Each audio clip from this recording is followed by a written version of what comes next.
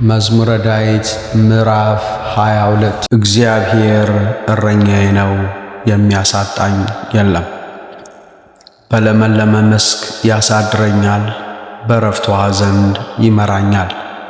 ነፍሴን መለሳት፣ ስለ ስሙ በጽድቅ መንገድ መራኝ። በሞት ጥላ መካከል እንኳን ብሄድ አንተ ከኔ ጋር ነህና ክፉን አልፈራም። በትርህና ምርኩዝህ እነርሱ ያጽናኑኛል። በፊቴ ገበታን አዘጋጀህልኝ፣ በጠላቶቼ ፊት ለፊት ራሴን በዘይት ቀባህ። ጽዋዬም የተረፈ ነው። ቸርነትህና ምሕረትህ በሕይወቴ ዘመን ሁሉ ይከተሉኛል። በእግዚአብሔር ቤት ለዘላለም እኖራለሁ።